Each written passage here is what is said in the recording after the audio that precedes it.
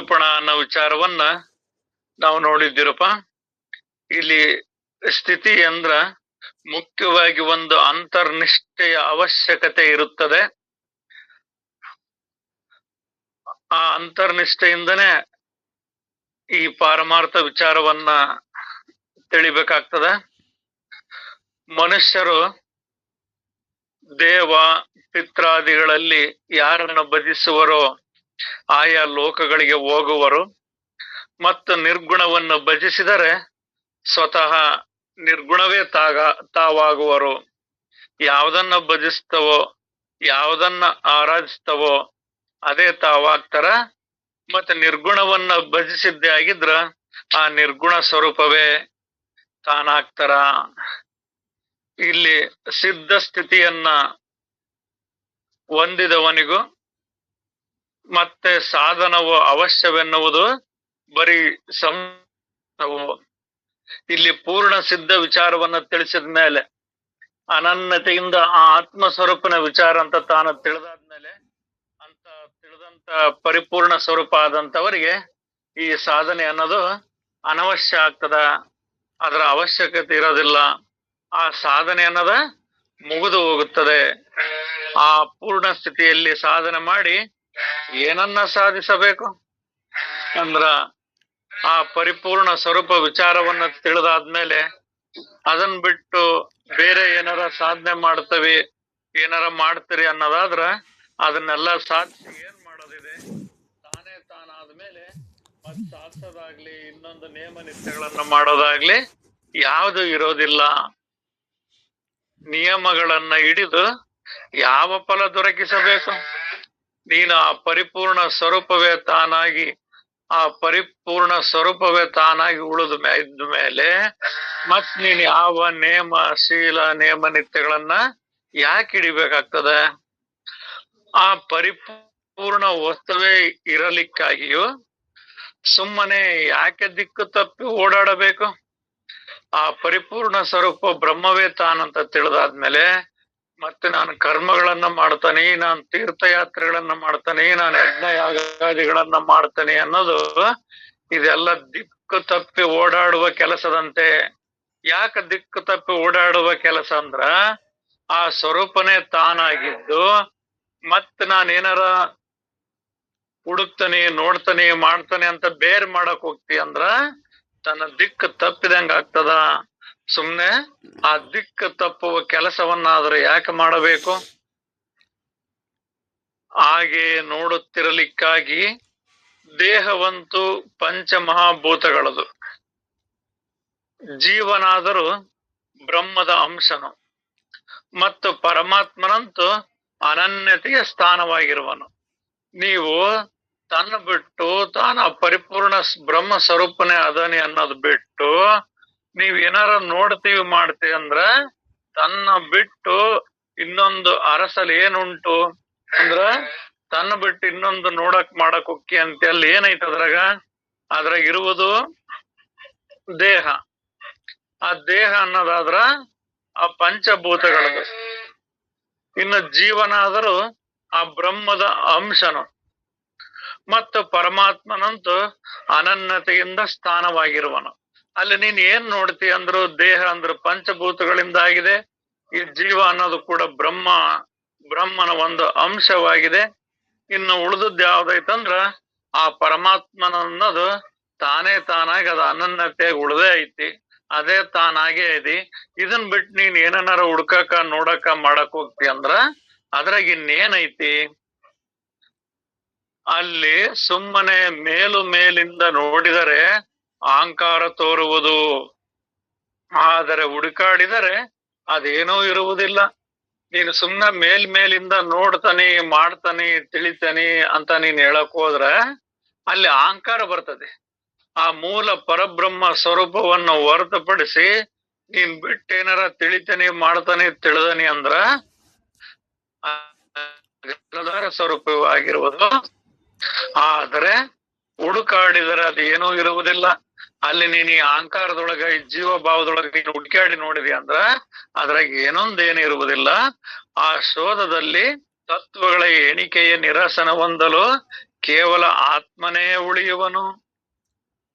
ನೀನು ಈ ತತ್ವಗಳಿಂದ ಅಂದ್ರ ಈ ಪಂಚಭೂತಗಳಿಂದ, ಈ 25 ತತ್ವಗಳಿಂದ ಸ್ಥೂಲ ಶರೀರ ಆಗಿ, 17 ತತ್ವಗಳಿಂದ ಮನಸ್ಸಾಗಿ, ಇದು ಉಳ್ದತಿ. ಇದನ್ನ ಬಿಟ್ಟೆ ಅಂದ್ರ ಇನ್ ಉಳಿದದ್ದೇನೈತಿ? ಇರುವುದೊಂದೇ ಆ ಆತ್ಮ ಸ್ವರೂಪ, ಅದೊಂದೇ ಉಳಿತತಿ. ಇನ್ ಉಳಿದದ್ದೆಲ್ಲವೂ ಆ ಮಿಥ್ಯ ಸ್ವರೂಪವಾಗಿರುವುದು. ನಿಜವಾಗಿ ಆತ್ಮನು ತನ್ನ ಪೂರ್ಣ ಸ್ಥಿತಿಯಿಂದ ಇರುವನು. ಆತ್ಮನಾಗಿರ್ತಕ್ಕಂಥವನು ಯಾವಾಗ್ಲೂ ಪೂರ್ಣ ಸ್ಥಿತಿಯಿಂದ ಪೂರ್ಣವೇ ತಾನಾಗಿರ್ತಾನ. ಇನ್ನು ನಾವೇನಾದ್ರೂ ಇದು ಅಪೂರ್ಣ ಐತಿ, ಇದನ್ನ ನಾವು ಪೂರ್ಣ ಮಾಡ್ಬೇಕು, ಇದು ಖಾಲಿ ಐತಿ, ಇದು ಹೆಂಗೈತಿ ಅಂತ ನಾವೇನಾರು ಭಿನ್ನ ಬಿಟ್ಟು ನೋಡಿದ್ವಿ ಅಂದ್ರ ಅದು ಪೂರ್ಣ ಸ್ಥಿತಿ ಆಗೋದಿಲ್ಲ. ಆ ಆತ್ಮ ವಿಚಾರವನ್ನ ತಿಳಿದಾಗ ಮಾತ್ರ ಅದು ತನ್ನ ಪೂರ್ಣ ಸ್ಥಿತಿಯಿಂದ ಇರುವನು. ಜೀವನು ತನ್ನ ವ್ಯಾವಹಾರಿಕ ಅಸ್ತಿತ್ವದಿಂದ ಇರುವನು. ಇಲ್ಲಿ ಜೀವನದನಂದ್ರ ಆ ಜೀವ ಭಾವದೊಳಗ ಒಂದ್ ಏನಿರ್ತತಿ? ವ್ಯಾವಹಾರಿಕ ಅಸ್ತಿತ್ವನೇ ಇರ್ತತಿ. ಬರೇ ಪ್ರಪಂಚದ ಆಗು ಹೋಗುಗಳು, ಹುಟ್ಟು ಸಾವು ದುಃಖಗಳು, ನಾನು ನಂದೆಂಬ ಅಹಂಕಾರ ಮಮಕಾರಗಳು, ಸಂಕಲ್ಪ ವಿಕಲ್ಪ ಭಾವನೆಗಳೇ ತುಂಬ್ಕೊಂಡಿರ್ತಾವು. ಅದ್ರೊಳಗ ಬರೀ ಲೋಕದ ವ್ಯವಹಾರನೇ ಇರುವುದು. ಮತ್ತೆ ಮಾಯೆಯು ತನ್ನ ಸ್ವಭಾವಗನುಗುಣವಾಗಿ ಮಾಯೀಕತೆಯಿಂದ ಪಸರಿಸಿರುವುದು. ನೀನ್ ಇಲ್ಲಿ ಮಾಯೆ ಐತಿ ಅಂತಂದ್ರ ಅದು ಯಾವ ರೀತಿಯಾಗಿ ಕೆಲಸ ಮಾಡ್ತದ? ಅದು ಹೆಂಗೈತಿ ಅಂದ್ರ ಆ ಸ್ವಭಾವಕ್ಕನುಗುಣವಾಗಿ ಯಾರ್ಯಾರ ಯಾವ್ಯಾವ ಸ್ವಭಾವದೊಳಗಿರ್ತಾರೋ ಆ ಸ್ವಭಾವಕ್ಕನುಗುಣವಾಗಿ ಅವ್ರು ಮಾಯಿಕತೆಯಿಂದ ಇರ್ತಾರ. ಕೆಲವ್ರಿಗೆ ಹಣದ ಮೇಲೆ ಮೋಹ ಇದ್ರ, ಇನ್ನು ಕೆಲವರಿಗೆ ಆಸ್ತಿ ಮೇಲೆ ಮೋಹ ಇರ್ತದ, ಇನ್ನು ಕೆಲವರಿಗೆ ಅಧಿಕಾರದ ಮೇಲೆ ಮೋಹ ಇರ್ತದ. ಹಿಂಗ ಎಲ್ಲರೂ ಕೂಡ ಇವೇನ್ ಈ ಅರಿಷಡ್ ವರ್ಗಗಳು ಅಂತೇನ್ ಹೇಳ್ತಾವಲ್ಲ, ಕಾಮ ಕ್ರೋಧ ಲೋಭ ಮದ ಮತ್ಸರಗಳು, ಈ ಅಷ್ಟ ಮದಗಳಾಗಿರ್ತಕ್ಕಂಥ ಇವೇನ್ ಹಣ ಮದ, ಅಧಿಕಾರ ಮದ, ಕುಲ ಮದ, ಯೌವನ ಮದ, ಪಾಂಡಿತ್ಯ ಮದ, ಇಂಥವೆಲ್ಲವೂ ಏನೇನು ಇದವೋ ಅದು ಮಾಯೆ ಅನ್ನೋದು ಅವರ ಸ್ವಭಾವದ ಗುಣಕ್ಕನುಗುಣವಾಗಿ ಅದು ಪಸರಿಸಿರುವುದು. ಮಾಯ ಹೆಂಗೈತಪ್ಪ ಅಂತ ನಾವು ಕೇಳಿದ್ರ, ನೀನ್ ಯಾವ್ದಾವ್ದನ್ನ ತನ್ನ ಮೂಲ ಸ್ವರೂಪವನ್ನ ಹೊರತುಪಡಿಸಿ ನೀನ್ ಹೆಂಗೆಲ್ಲ ಮೋಹಿಸ್ತೀಯೋ, ಹೆಂಗೆಲ್ಲ ಇರ್ತೀಯೋ ಅದು ಆ ಸ್ವರೂಪವಾಗಿರುವುದು. ಹೀಗೆ ಇವೆಲ್ಲವೂ ಇರುತ್ತಿದ್ದು ತಾನು ಒಬ್ಬನೂ ಯಾವನೋ ಇರುವನೆಂದು ಅನಿಸುವುದು. ಇದನ್ನೆಲ್ಲವನು ವಿಚಾರ ಮಾಡಿ ನೋಡಿದ್ರ ಇವೆಲ್ಲ ಒಂದೊಂದು ರೀತಿ ಒಳಗೆ ಒಂದೊಂದು ಭಾವನೆಗಳು, ಒಂದೊಂದು ಕಲ್ಪನೆಗಳು, ಒಂದೊಂದು ಆಸೆ ಆಕಾಂಕ್ಷೆಗಳೊಳಗೆಲ್ಲ ತುಂಬಿದೆ. ಇವನ್ ಎಲ್ಲವನ್ನು ಸಾರ ವಿಚಾರಿಸಿ ನೋಡಿದರೆ ಅಲ್ಲಿ ಇದನ್ನೆಲ್ಲ ಶೋಧಿಸಿ ನೋಡುವನೇ ಜ್ಞಾನಿಯು. ಇವನ್ನೆಲ್ಲವನ್ನ ಸರ್ವವನ್ನ ವಿಚಾರಿಸಿ ನೋಡಿದ್ವಂದ್ರ ಅಲ್ಲಿರುವುದು ಆ ಜ್ಞಾನ ಒಂದೇ. ಯಾರು ಆ ವಿಚಾರಿಸಿ ತೋರಿಸ್ತಾರೋ ಆತನೇ ಜ್ಞಾನಿ ಸ್ವರೂಪನಾಗಿರ್ತಾನ. ಆತನೇ ಜ್ಞಾನ ಸ್ವರೂಪ ಆಗಿರ್ತಾನ. ಯಾರು ಆ ಪರಿಪೂರ್ಣವನ್ನ ವಿಚಾರಿಸ್ತಾರೋ, ಯಾರು ಪರಿಪೂರ್ಣವನ್ನ ತಿಳಿತಾರೋ ಅದೇ ಪೂರ್ಣ ಸ್ವರೂಪವಾಗಿ ಉಳಿತದ. ಆತನೇ ಪೂರ್ಣನಿದ್ದಾನೆ. ನಾವು ಆ ಪರಿಪೂರ್ಣವನ್ನು ಸಾರವನ್ನು ಶೋಧಿಸಿದೆ. ಅಪ್ಪಾಜಿ ತಮ್ದು ಓಪನ್ ಇದ್ದಂಗ ಐತ್ರಿ ಅಪ್ಪಾಜಿ, ಮ್ಯೂಟ್. ಯಾರು ಸಾರವನ್ನ ಪರಿಶೀಲಿಸಿ ನೋಡದೆ ಇದು ಮಾಡಿದ್ರಂದ್ರ ಅದು ಗೊಂದಲಕ್ಕಾಗ್ತದ, ಬಂಧನಕ್ಕೀಡಾಗ್ತದೆ. ಆದ್ರೆ ಯಾರು ಎಲ್ಲ ಸರ್ವವನ್ನು ವಿಚಾರಿಸಿ ನೋಡ್ತಾರೋ ಆತನೊಬ್ಬನೇ ಜ್ಞಾನಿ ಇರುವನು. ಬೇರೆ ಎಲ್ಲವನ್ನು ಪರೀಕ್ಷಿಸಬಲ್ಲವನಾದರೂ ತನ್ನನ್ನು ನೋಡಿಕೊಳ್ಳಲಾರದ ವ್ಯವಹಾರ ಜ್ಞಾನಿಯು ಅಭಿಮಾನಿ ರೂಪದ ಏಕದಶಿ ಇರುತ್ತಾನೆ.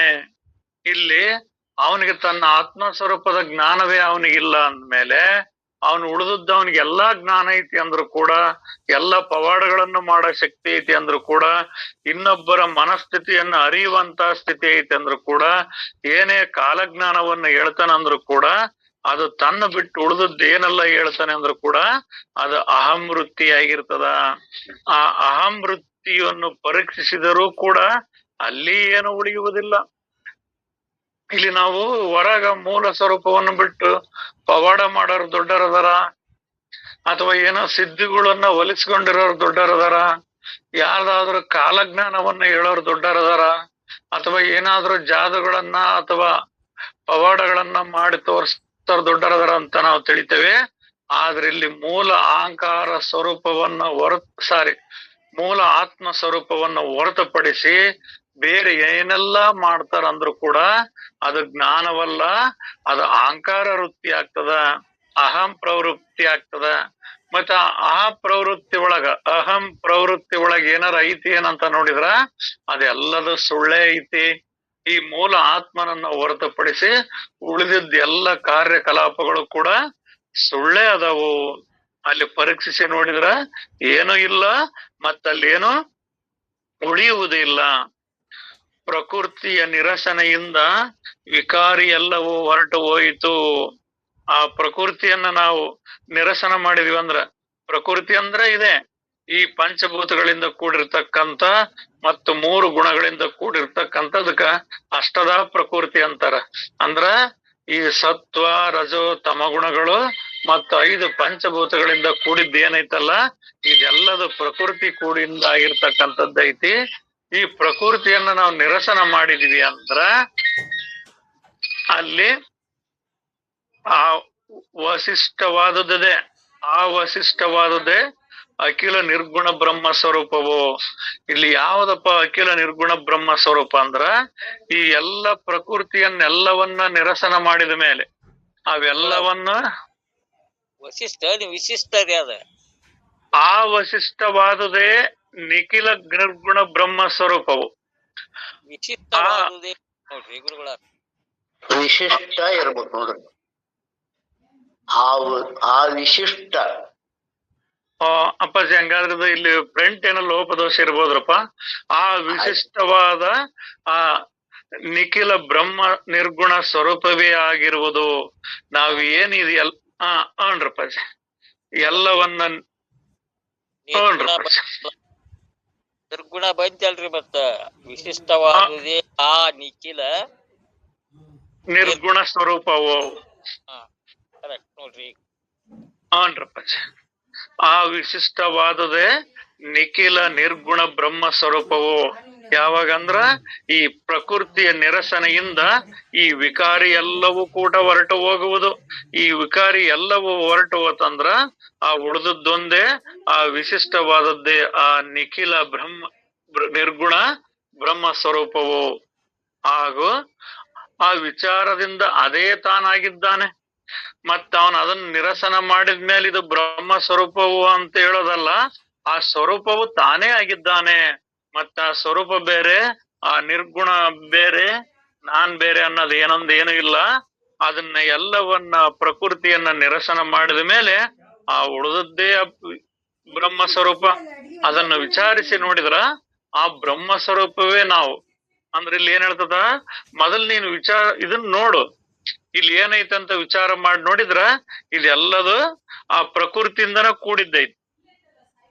ಮತ್ತೆ ಅದನ್ನೆಲ್ಲದನ್ನ ನಿರಸನ ಮಾಡಿದ್ನಂದ್ರ ಆ ಉಳಿದದ್ದೊಂದೇ ನಿರ್ಗುಣ ಸ್ವರೂಪ. ಮತ್ ಆ ನಿರ್ಗುಣ ಸ್ವರೂಪ ತಾನೇ ಆಗಿದ್ದಾನೆ. ಮತ್ತ ಅದು ಆ ಸ್ವರೂಪ ಬೇರೆ, ಆ ನಿರ್ಗುಣ ಸ್ವರೂಪ ಅನ್ನೋದು ಬೇರೆ, ನಾನ್ ಬೇರೆ ಅನ್ನೋದು ಎರಡಿಲ್ಲ.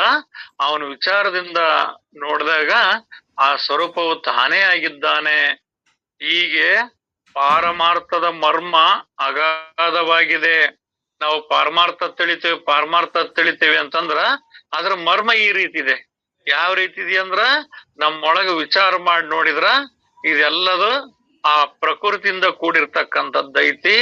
ಆ ಪ್ರಕೃತಿಯನ್ನ ನಾವು ನಿರಸನ ಮಾಡಿದ್ರ ಉಳಿದದ್ದೊಂದೇ ಆ ನಿರ್ಗುಣ ಸ್ವರೂಪ ಐತಿ. ಮತ್ ಆ ನಿರ್ಗುಣ ಸ್ವರೂಪ ಬೇರೆ ಐತಿ ಅಂತಲ್ಲ, ಅದು ಬೇರೆ ಐತಿ ಅಂದ್ರ ಮತ್ ದ್ವೈತ ಭಾವ ಆಗ್ತದ. ಆ ನಿರ್ಗುಣ ಸ್ವರೂಪವು ತಾನೇ ಆಗಿದ್ದಾನೆ. ಅದನ್ನ ಮತ್ ಬೇರೆ ಎಲ್ಲಾರ ನೋಡೋದಲ್ಲ, ಬೇರೆ ಎಲ್ಲಾರ ತಿಳಿಯೋದಲ್ಲ. ಈ ಪಾರಮಾರ್ಥ ವಿಚಾರನದು ಇಷ್ಟ ಮಾಡ್ಬೇಕಾಗಿದೆ. ಏನಂದ್ರ ಈ ಪಂಚಭೂತಗಳಿಂದ ಕೂಡಿರ್ತಕ್ಕಂಥ ತ್ರಿಗುಣಾದಿಗಳಿಂದ ಕೂಡಿರ್ತಕ್ಕಂಥದ್ದನ್ನ ಬಿಟ್ಟು ಆ ಯಾವಾಗ್ಲೂ ಇರ್ತಕ್ಕಂಥ ನಿರ್ಗುಣ ಸ್ವರೂಪವೇ ಪರಮ ಸತ್ಯ ಅನ್ನೋದಾಗ್ತದ. ಆ ನಿರ್ಗುಣ ಪರಮ ಸತ್ಯ ಅದು ಬೇರೆಲ್ಲ, ಅದು ತಾನೇ ಆಗಿದೆ. ಇದು ಈ ರೀತಿಯಾಗಿ ಪಾರಮಾರ್ಥದ ಮರ್ಮ ಅಗಾಧವಾಗಿದೆ. ಇದರ ಮರ್ಮವನ್ನ ತಿಳಿಬೇಕಾಗ್ತದೆ. ಆ ಮರ್ಮವನ್ನ ತಿಳಿದಾಗ ಆ ತಾನೇ ಆಗಿದ್ದಾನೆ, ಮತ್ತದು ಬೇರಿಲ್ಲ. ನುಡಿ 28:37. ಈ ಜ್ಞಾನದಲ್ಲಿ ತಾನೊಂದೇ ಬೇರೆ, ಫಲವೊಂದು ಬೇರೆ ಎಂಬ ವಿಚಾರವಿರುವುದಿಲ್ಲ. ಈ ಪಾರಮಾರ್ಥ ಜ್ಞಾನವನ್ನು ತಿಳಿದ್ಮೇಲೆ ನಾನೊಬ್ಬನಿದ್ದೆ, ನನಗ ಜ್ಞಾನದ ಫಲ ದೊರಕ್ತು ಅನ್ನೋದು ಬೇರಿಲ್ಲ. ತಾನೊಂದದನೆ, ಇನ್ನ ಜ್ಞಾನ ಅನ್ನೋದೊಂದೈತಿ. ನಾನು ಆ ಜ್ಞಾನವನ್ನು ತಿಳಿದು ಮುಕ್ತನಾದ್ನೆ ಅನ್ನೋದು ಏನಿಲ್ಲ. ಅಲ್ಲಿ ಇರುವುದು ಅದು ಬೇರೆ ಬೇರೆ ಇಲ್ಲ. ಜ್ಞಾನದಲ್ಲಿ ತಾನೊಂದು, ಬೇರೆ ಫಲವೊಂದು, ತಾನೊಂದು ಬೇರೆ ಫಲವೊಂದು. ಈ ಬೇರೆ ಎಂಬ ವಿಚಾರವೇ ಇರುವುದಿಲ್ಲ. ಅಲ್ಲಿ ಅದು ಬೇರೆ ಇದು ಬೇರೆ ಅಂತ ದ್ವೈತಕ್ಕೆ ಅವಕಾಶವೇ ಇಲ್ಲ. ಆ ಇರುವುದೆಲ್ಲದು ಒಂದೇ. ಇಲ್ಲಿ ತಾನೇ ಆ ಫಲದ ಫಲವಾಗುವುದರಿಂದ ನನಗೆ ಫಲ ಸಿಕ್ತು ಅಂತಲ್ಲ, ಆ ಫಲದ ಫಲವೇ ತಾನು. ಮತ್ ಅದು ಬೇರೆ ತಾನ್ ಬೇರೆ ಅನ್ನೋದೇನಿಲ್ಲ, ಅದೇ ತಾನಾಗ್ತಾನ. ಈಗಿದ್ದ ಮೇಲೆ ಮತ್ತ ಸಾಧನೆಗಳದೇನು ಅವಶ್ಯಕತೆ? ಈ ಯಥಾರ್ಥ ಪಾರಮಾರ್ಥ ಜ್ಞಾನವನ್ನು ತಿಳಿದ್ಮೇಲೆ. ಯಾವ ಪಾರಮಾರ್ಥ ಜ್ಞಾನ? ಈ ಭೂತಗಳು ಮತ್ತು ತ್ರಿಗುಣಗಳನ್ನ ನಿರಾಸನ ಮಾಡಿದ ಮೇಲೆ ಉಳಿಯುವುದೇ ನಿರ್ಗುಣ ಬ್ರಹ್ಮ. ಆ ನಿರ್ಗುಣ ಬ್ರಹ್ಮದಿಂದ ವಿಚಾರ ಮಾಡಿ ನೋಡಿದಾಗ ತಾನೇ ಅದು ಅನ್ನಂಗಾಗ್ತದ. ಮತ್ತೆ ತಾನೇ ಅದಾದ್ಮೇಲೆ ಇರೋದೆಲ್ಲದು ತಾನು ಒಂದೇ ಅಂತ ತಿಳಿದ್ಮೇಲೆ, ಇನ್ನೊಂದೇನು ಇಲ್ಲ ಅಂತ ಗೊತ್ತಾದ್ಮೇಲೆ, ಅಲ್ಲಿ ಮಾಯೆ ಮೋಹಗಳು ಎಲ್ಲವೂ ಕೂಡ ಈ ಮೊದಲ ಹೋಗ್ಬಿಡ್ತವ. ಅವ್ ನಿರಸನ ಆದ್ಮೇಲೆ ಅದು ತಾನು ಒಂದೇ ಆಗಿದ್ಮೇಲೆ ಅವನಿಗೆ ಸಾಧನೆ ಅನ್ನೋದರ ಏನಿದೆ? ಆ ಸಾಧನೆಗಳದೇನು ಅವಶ್ಯಕತೆ? ಯಾವ ಸಾಧನೆಗಳದ ಅವಶ್ಯಕತೆ ಇರುವುದಿಲ್ಲ. ಯಾವಾಗ? ಈ ಪಾರಮಾರ್ಥದ ಮರ್ಮವನ್ನು ತಿಳಿದಾಗ. ಸೇವಕನಿದ್ದವನು ಅರಸನಾದನು, ಹಾಗೂ ಎಲ್ಲಾ ರೀತಿಯಿಂದಲೂ ಅರಸೊತ್ತಿಗೆ ಸುಖ ಸಿಕ್ಕಿತ್ತು. ಆಮೇಲೆ ಆ ಸೇವಕತನದ ಗದ್ದಲ ಅವನಿಗೇಕೆ? ಮೊದಲು ಸೇವಕನಾಗಿದ್ದ, ಸೇವಕನಾದ್ಮೇಲೆ ಅವನ ಅರಸನಾದ, ಅರಸನಾದ್ಮೇಲೆ ಅವನಿಗೆ ಎಲ್ಲಾ ರೀತಿಯಿಂದಲೂ ಕೂಡ ಆ ಅರಸೊತ್ತಿಗೆಯ ಫಲ ಪದವಿಗಳು ಎಲ್ಲವೂ ದೊರಕ್ತವು. ಅವನ್ ರಾಜ ಆಗಿದನಂದ್ರ ಅರಮನೆನ ಇರ್ತತಿ, ಬಂಗಾರದ ಸಿಂಹಾಸನ ಇರ್ತತಿ, ರತ್ನ ಖಚಿತ ಮಂಚಗಳು ಇರ್ತವು, ಆಳು ಕಾಳು ಸೈನ್ಯ ಎಲ್ಲ ಸಕಲ ಈ ಭೂಮಿ ಮೇಲೆ ಏನು ಸುಖ ಫಲಗಳದವೋ ಅವೆಲ್ಲವೂ ಸಿಗ್ತವು. ಆ ಸುಖ ಸಿಕ್ಕ ಮೇಲೆ, ಆ ಅರಸೊತ್ತಿಗೆಯು ಸಿಕ್ಕ ಮೇಲೆ ಸೇವಕತನದ ಗದ್ದಲ ಅವನಿಗೆ ಯಾಕೆ? ಅಂದ್ರಲ್ಲಿ ಇದರ ಅರ್ಥಾತ್ ಏನ್ ಹೇಳ್ತಾರ? ನೀನು ಮೊದಲು ಜೀವಭಾವದೊಳಗೆ ಸೇವಕನಾಗಿದ್ದಿ. ನಾನು ಕರ್ಮವನ್ನು ಮಾಡ್ಬೇಕು, ನಾನು ಯಜ್ಞಯಾಗಾದಿಗಳನ್ನು ಮಾಡ್ಬೇಕು, ನಾನು ಬದ್ಧನಿದ್ದೇನೆ, ನಾನು ಸಾಧನೆ ಮಾಡ್ಬೇಕು, ಮುಕ್ತನಾಗ್ಬೇಕು ಅನ್ನೋವೆಲ್ಲವೂ ಇರ್ತಾವ. ಆ ಮುಕ್ತಿ ಸ್ವರೂಪವೇ ನಾನಿದ್ದೇನೆ ಅಂತ ತಿಳಿದಾದ್ಮೇಲೆ, ಆ ಮುಕ್ತಿ ಅಂದ್ರೆ ನಾನೇ ಇದ್ದೇನೆ, ಆ ಮುಕ್ತಿ ಬೇರಿಲ್ಲ ನಾನ್ ಬೇರಿಲ್ಲ ಅಂತ ಏಕತ್ವ ಬಂದ್ಮೇಲೆ, ಅಂದ್ರ ಇಲ್ಲಿ ಇದಕ್ಕೆ ಉದಾಹರಣೆ ಏನ್ ಕೊಟ್ರು? ನೀನು ಅರಸನಾದ ಮೇಲೆ, ಅರ್ಥಾತ್ ಇಲ್ಲಿ ಪಾರಮಾರ್ಥದೊಳಗ ನಾನು ಬ್ರಹ್ಮ ಸ್ವರೂಪನಿದ್ದ ಮೇಲೆ, ಅಲ್ಲಿ ಅರಸನಾದ ಮೇಲೆ ಯಾವುದೇ ಸೇವಕನ ಕಾರ್ಯಗಳು ಅವನಿಗೆ ಇರುವುದೇ ಇಲ್ಲ. ಅವನ್ ಕೆಲಸ ಮಾಡಕ ಎಲ್ಲ ಆಳು ಕಾಳು ಮಂತ್ರಿ ಸೈನ್ಯಾಧಿಪತಿ ಎಲ್ಲದೂ ಅವನ ಕಾರ್ಯ ಮಾಡಕ್ ಇರ್ತತಿ. ಅವನಿಗೆ ಸೇವಕರಾಗಿರ್ತಾರ. ಅವಾಗ ಅವನಿನ್ಯಾರ್ದು ಸೇವೆ ಮಾಡಕ್ ಹೋಗ್ತಾನ? ಯಾರ್ದು ಮಾಡೋದಿಲ್ಲ. ಅವನ ರಾಜನಾಗಿ ಉಳಿತಾನ. ಅಂದ್ರ ಅರ್ಥಾತ್ ಇಲ್ಲಿ ಆ ಪರಿಪೂರ್ಣ ಜ್ಞಾನವನ್ನು ತಿಳಿದು ಆ ಪರಿಪೂರ್ಣ ಬ್ರಹ್ಮ ಸ್ವರೂಪವೇ ತಾನಾದವನಿಗೆ ಮತ್ತೇನಾರ ಸೇವೆ ಮಾಡ್ಬೇಕನ್ನ ಕರ್ಮಗಳರ ಯಾವಕ್ಕೆ ಇರ್ತಾವು? ನಾನು ಬದ್ಧನದನಿ, ನಾನು ಮುಕ್ತನಾಗ್ಬೇಕನ್ನ ಭಾವನೆಗಳಾಗ್ಲಿ, ಯಾವ ಸಂಕಲ್ಪಗಳಾಗ್ಲಿ ಅವನಿಗೆ ಯಾಕಿರ್ತಾವು? ಯಾವ ಇರುವುದಿಲ್ಲ. ಅಷ್ಟೇ ಏಕೆ ಸಾರ ವಿಚಾರ ಮಾಡಿ ವೇದ ಶಾಸ್ತ್ರ ಪುರಾಣಗಳು ಅನೇಕ ಸಾಧನೆ ನಿರೂಪಣೆಗಳು, ಯೋಗೀಶ್ವರರು ಮತ್ತು ಸಾಧುಗಳು ಯಾವ ವಸ್ತುವಿನ ಸಲುವಾಗಿ ಶ್ರಮ ಪಡುತ್ತಿರುವರೋ ಆ ಬ್ರಹ್ಮವೇ ಸ್ವಯಂ ತಾನಾದ ಮೇಲೆ ಮಾಡುವುದು ಬಿಡುವುದೆಲ್ಲವೂ ನಿಷ್ಪ್ರಯೋಜಕವಿರುತ್ತದೆ ಅಂದ್ರ ಎಲ್ಲ ಯೋಗೇಶ್ವರರು, ಎಲ್ಲ ಮಹಾತ್ಮರು, ಇವರೆಲ್ಲರೂ ಏನ್ ಈ ವೇದ ಶಾಸ್ತ್ರ ಪುರಾಣಗಳು, ಅನೇಕ ಸಾಧನೆಗಳು, ಅನೇಕ ನಿರೂಪಣೆಗಳು ಇವನ್ನೆಲ್ಲ ಮಾಡ್ತಾರಲ್ಲ, ಯಾವ್ದಕ್ಕ? ತನ್ನ ಸ್ವರೂಪವನ್ನು ತಿಳಿಯೋದಕ್ಕಾಗಿ, ತಾನ್ ಯಾರು ಅನ್ನೋದನ್ನ ತಿಳಿಯೋದಕ್ಕಾಗಿ. ಅವನು ತಾನ್ ಯಾರು ಅಂತ ತಿಳಿದಾದ್ಮೇಲೆ ಅವನು ತಿಳಿದಾದ್ಮೇಲೆ ಅವನ್ದು ಏನು ಕೆಲಸ ಇರೋದಿಲ್ಲ. ಅವನು ಆ ಪರಬ್ರಹ್ಮವೇ ಸ್ವಯಂ ತಾನಾದ ಮೇಲೆ ಮಾಡುವ ಬಿಡುವುದೆಲ್ಲವೂ ನಿಷ್ಪ್ರಯೋಜಕ. ತಾನೇ ಬ್ರಹ್ಮ ಸ್ವರೂಪನಾದ್ಮೇಲೆ ಅವನಿಗೆ ಯಾವುದೇ ಕರ್ಮದ ಕಾಟಗಳು ಇರುವುದಿಲ್ಲ. ಅವನು ಮಾಡೋದಕ್ಕೂ ಅನ್ನೋದಿಲ್ಲ, ಬಿಡ್ಬೇಕು ಅನ್ನೋದಿಲ್ಲ. ಅವನೇನೆಲ್ಲ ಮಾಡ್ತಾನ ಬಿಡ್ತಾನ ಅಂದ್ರು ಕೂಡ ಆ ಕರ್ಮಗಳೆಲ್ಲ ನಿಷ್ಪ್ರಯೋಜಕ. ಆತ ಮಾತ್ರ ಆ ಪರಬ್ರಹ್ಮ ಸ್ವಯಂ ಸ್ವರೂಪನೇ ಆತ ಇರ್ತಾನ.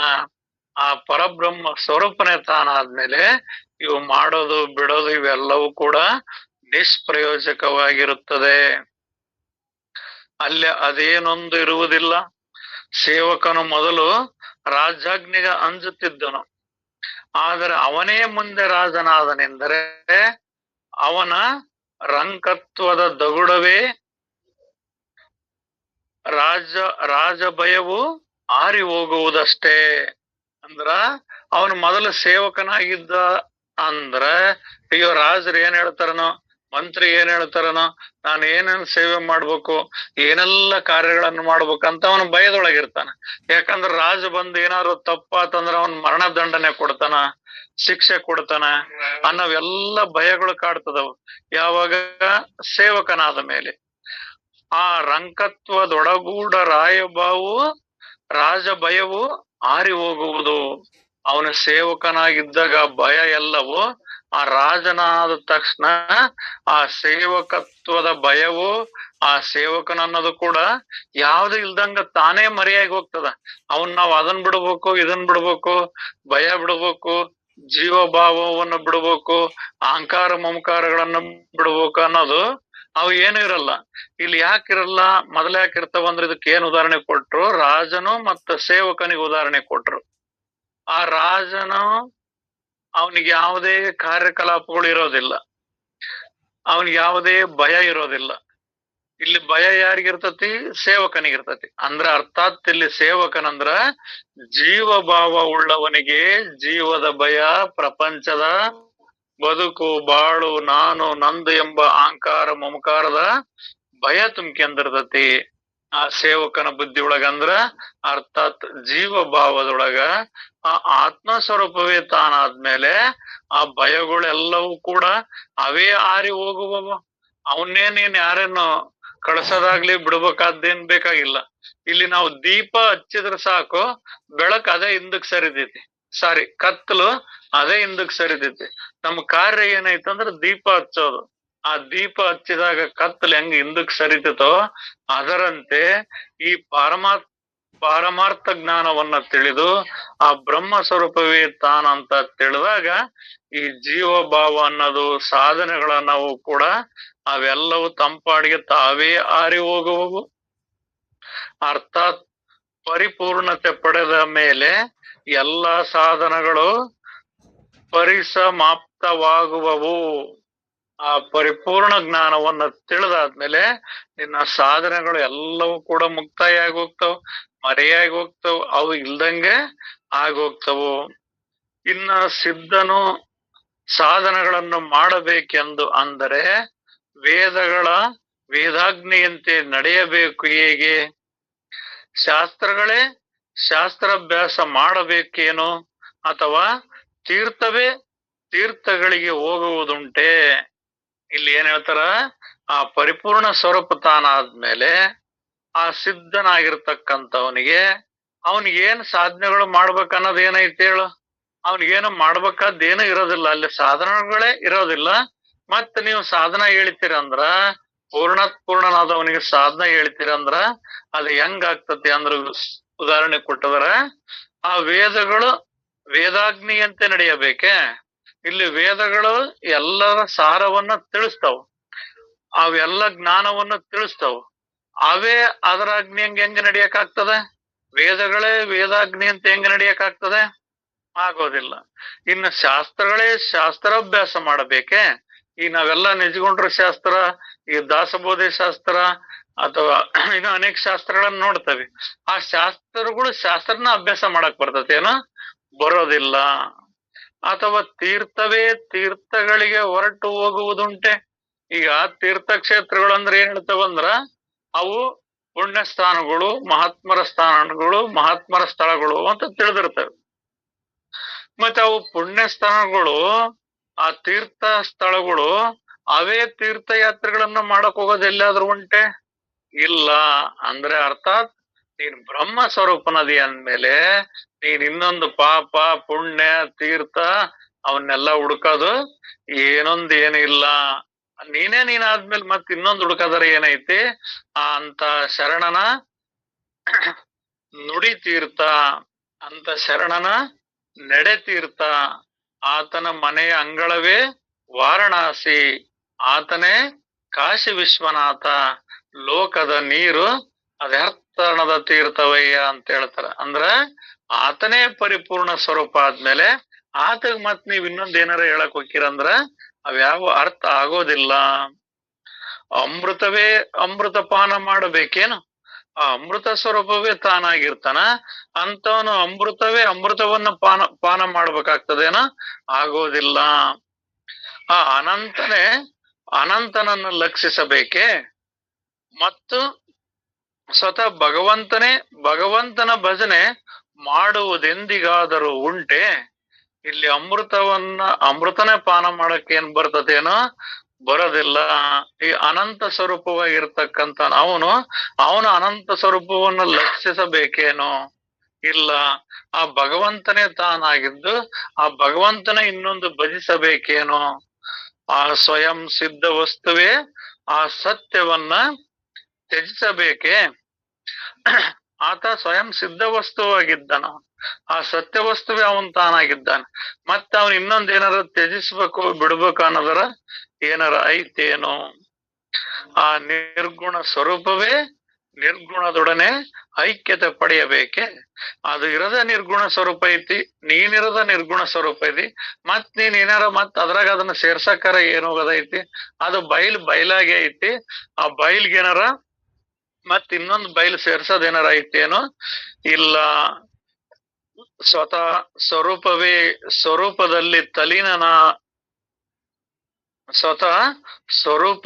ಸ್ವರೂಪದಲ್ಲಿ ತಲೀನತೆ ಹೊಂದುವುದು ಸಾಧ್ಯವೇ?